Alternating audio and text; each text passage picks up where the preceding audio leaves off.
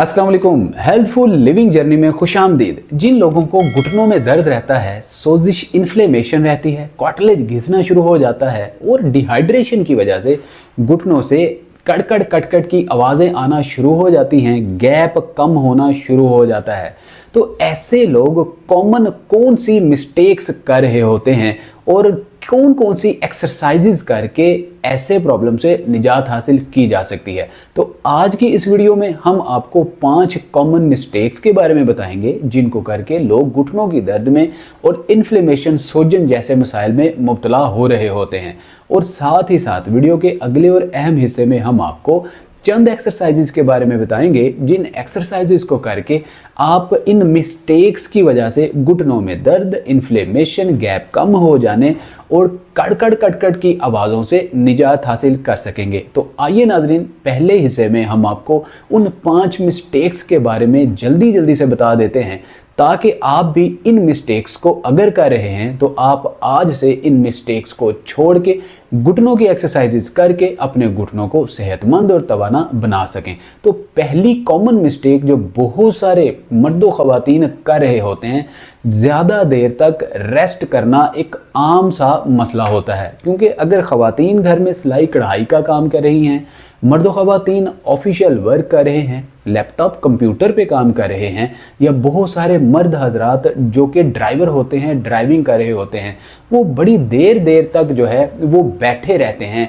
Stuck होकर बैठे रहते हैं, थोड़ी बहुत भी वॉक नहीं कर रहे होते, पैदल चहलकदमी नहीं कर रहे होते, जिसकी वजह से उनके घुटने डिहाइड्रेशन का शिकार हो जाते हैं, पानी की कमी हो जाती है, सिनोवियल फ्लूइड ड्राई होना शुरू हो जाता है, जिससे घुटने जो कि लुब्रिकेट रहना बहुत ज़्यादा ज़रूरी होता है घुटनों के लिए, वो लुब्रिकेट नहीं रह पाते और घुटनों में कड़कड़ कटकड़, पट्ठों की कमज़ोरी की वजह से घुटनों में सोजिश, इन्फ्लेमेशन का हो जाना आम सा मसला हो जाता है और साथ ही साथ घुटनों में दर्द भी होना शुरू हो जाती है।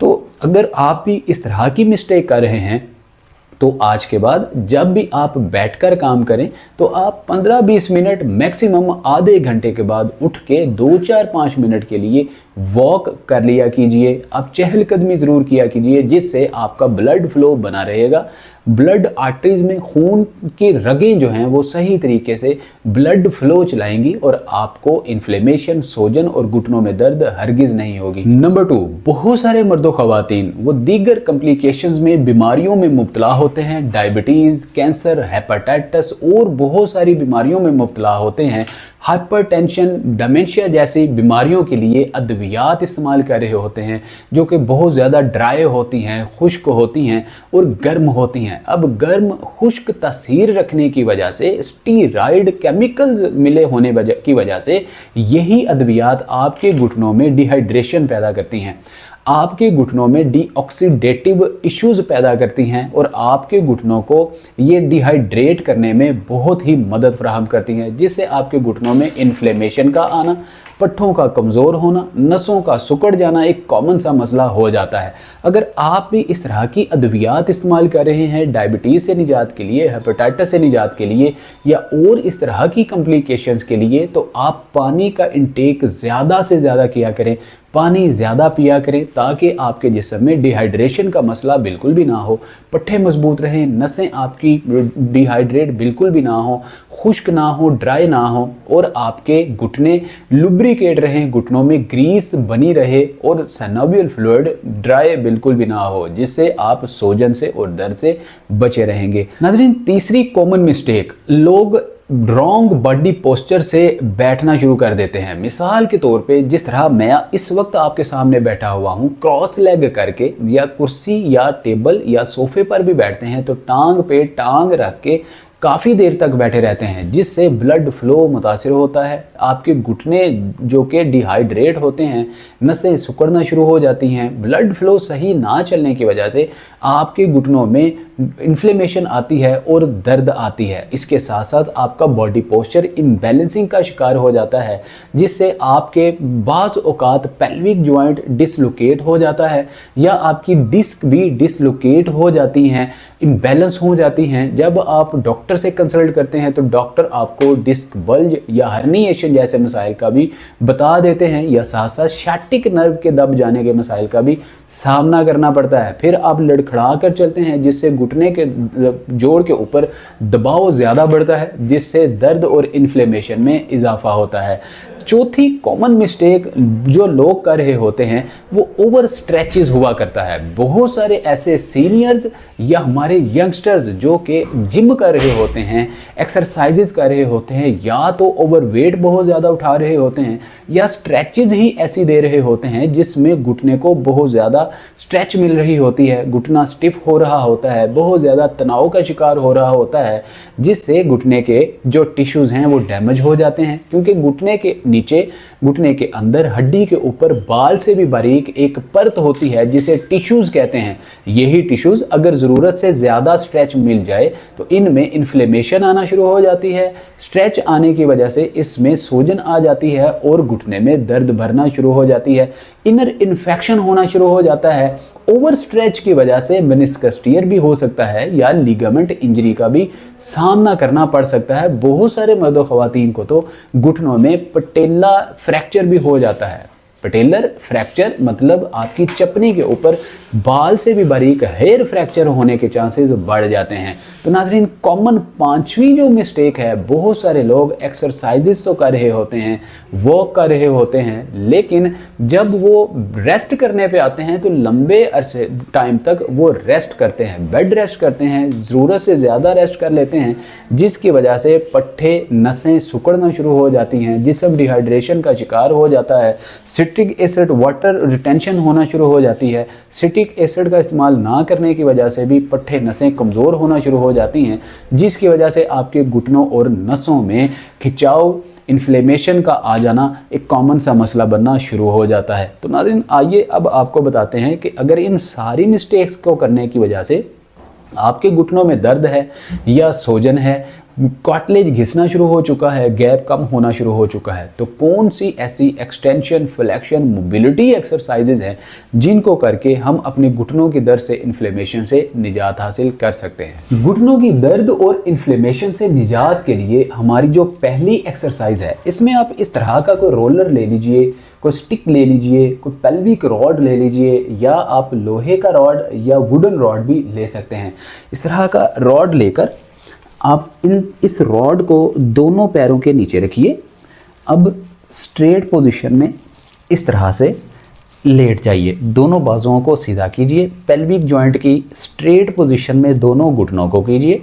अब आप इस रॉड को दोनों पैरों की मदद से अपने पैरों की तलियों पे रब करेंगे। अब इस एक्सरसाइज से हो ये रहा है कि आपके घुटनों के अंदर जो सेनोवियल फ्लूइड बिल्कुल ड्राई हो चुका था, ये रीबिल्ट होना शुरू हो जाएगा।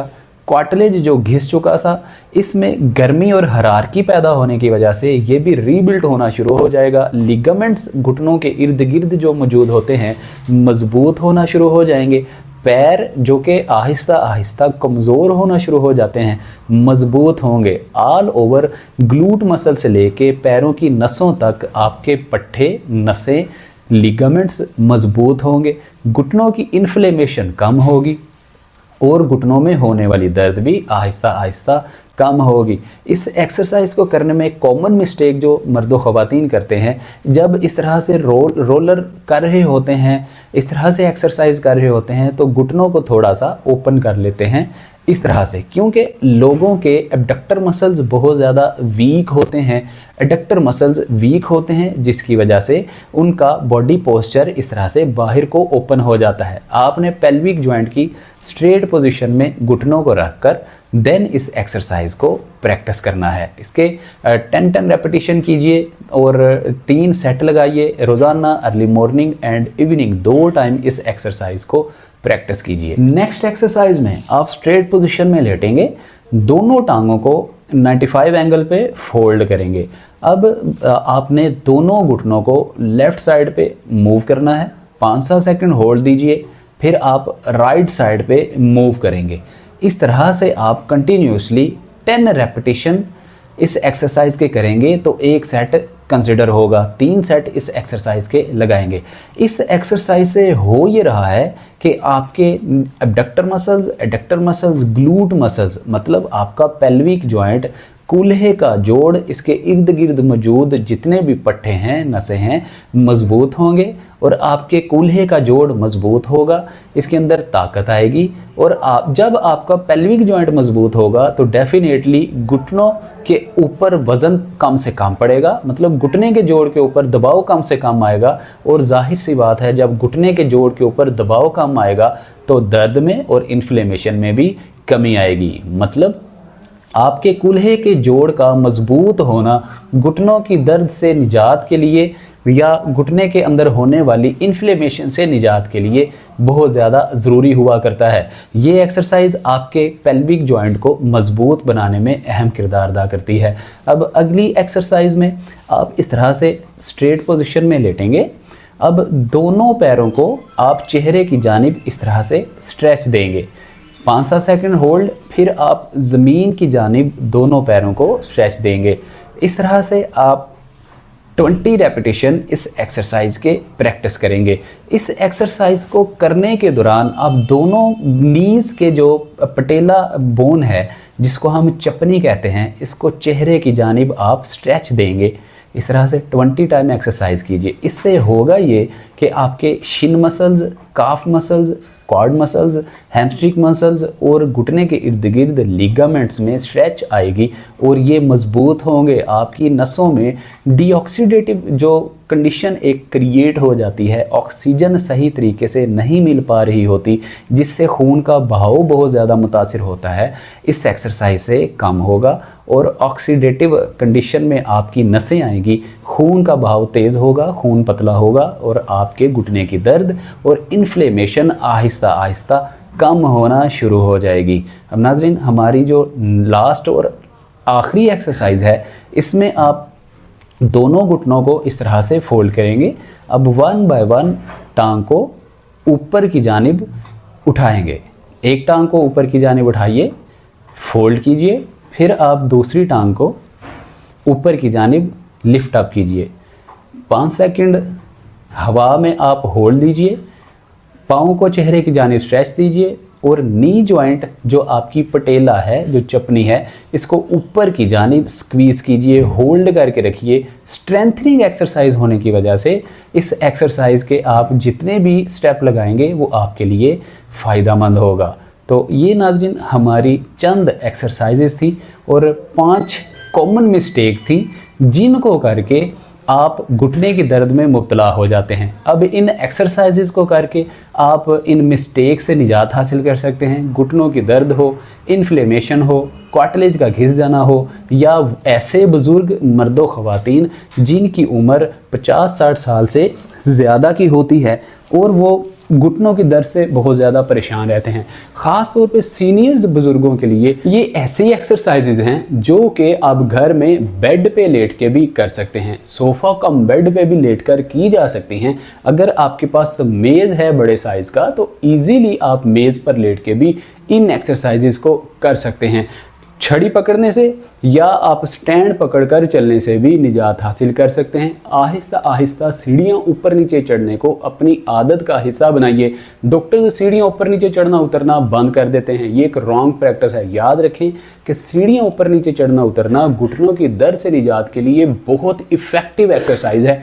फ़र्क इतना आता है कि आपको जब कहा जाता है सीढ़ियाँ चढ़ा करें, आप समझते हैं कि जैसे 100 सीढ़ी इकट्ठी चढ़ लेनी है, 10-20 सीढ़ियाँ इकट्ठी चढ़ लेनी है, ऐसा हरगिज़ नहीं होता। आप 2-3 सीढ़ियाँ इनिशियली स्टार्टिंग में आप चढ़ना शुरू करें, आहिस्ता आहिस्ता उतरना शुरू करें। अगर आपको सीढ़ियाँ ऊपर नीचे चढ़ने उतरने का तरीका नहीं पता तो आप इस वाली वीडियो को देखकर, जो कि आपको दिखाई दे रही है हमारे इस healthful living journey YouTube channel पे, आप उस एक्सरसाइज को देख सकते हैं या आप सीढ़ियाँ ऊपर नीचे चढ़ने उतरने के तरीके को देख सकते हैं। इस तरह से सीढ़ियाँ ऊपर नीचे आप चढ़ सकते हैं, घुटनों की दर्द से निजात हासिल कर सकते हैं। उम्मीद करते हैं आपको ये वीडियो बहुत अच्छी लगी होगी। इसी तरह की हेल्पफुल वीडियो का नोटिफिकेशन हासिल करने के लिए healthful living journey YouTube channel को बेल आइकन प्रेस करके ऑल नोटिफिकेशन ऑन करके सब्सक्राइब कर लीजिए, फैमिली का हिस्सा बन जाइए, ताकि आने वाली वीडियो का नोटिफिकेशन सबसे पहले आपको मिल सके। अपना बहुत सारा ख्याल रखिएगा। मिलते हैं अगली वीडियो में। अस्सलाम वालेकुम व रहमतुल्लाह।